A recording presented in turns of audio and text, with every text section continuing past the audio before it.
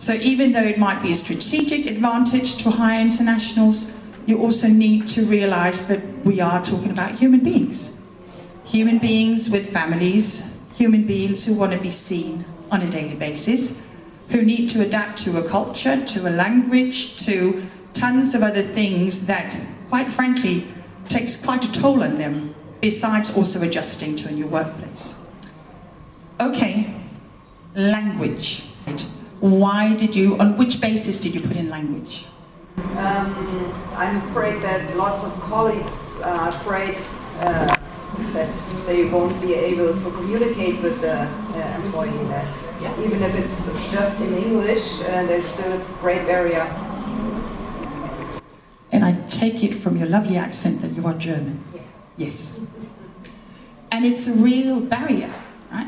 I meet Danish companies also, especially if they're looking for electricians or people who might do, house calls to fix things. They're saying, well, we can't hire anyone who doesn't speak Danish because they need to be out there with the customers.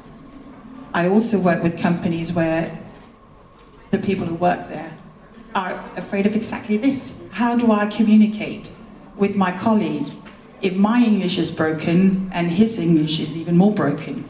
How are we ever going to get to that point? You need to get there. I understand the barrier, but you definitely have to get there. We'll touch on this later because this is one, I think for most companies, everything keeps returning to either language or culture. Yeah. Most common barriers. Who put culture? Yes, please tell me why. But culture is the two different things. It's the working culture and there's the culture. Yeah. Working culture, I'm from Denmark, working culture in Denmark are very different from working culture in Germany or working culture in other EU countries. And it's important that you help the new ones to understand our culture, but also that you help your other employees that they can understand our new culture as another working culture from his or her company. Yes. And then there's culture in general. Yeah. Like, do we stand in line for the bus or do we just sort of move in front of people? Yeah. And then there's a really important level to this as well, because management is really difficult when you do cross-cultural management. So you really need to help your managers as well, being able to sort of find their way in this field. We'll touch on this a little later as well. But you're absolutely right. And this is language and culture. They're always the two top ones when I speak to companies. Someone has said attraction. Why did you put attraction on?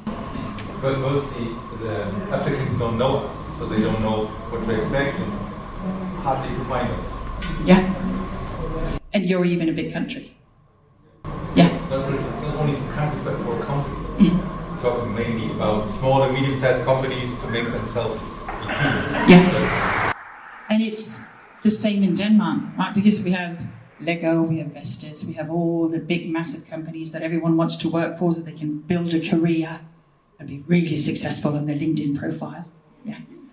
The thing is that there are not that many of those jobs, so how do we make that visibility?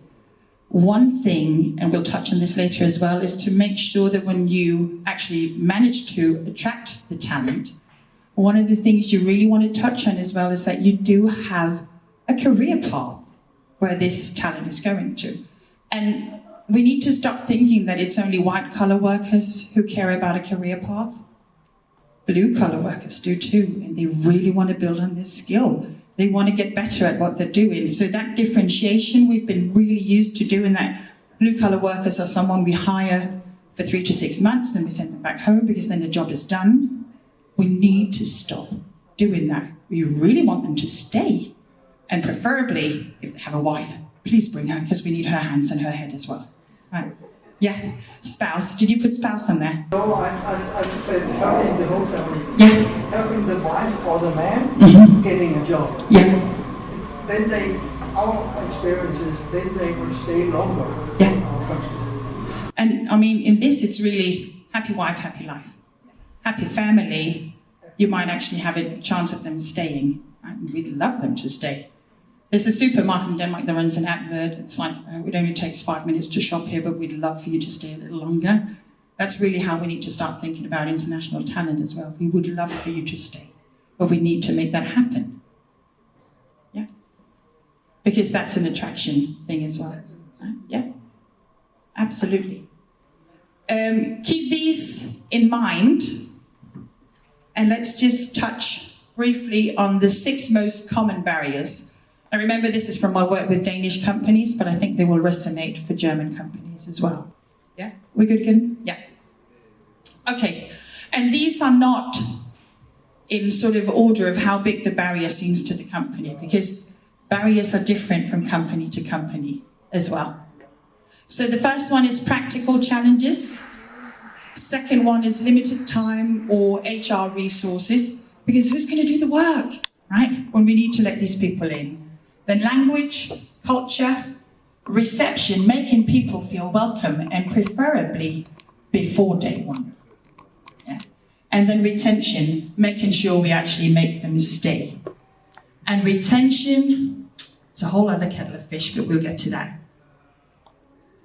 So basically, the practical challenges: residence, work permits, tax registration, CPR number, or Steuer-ID?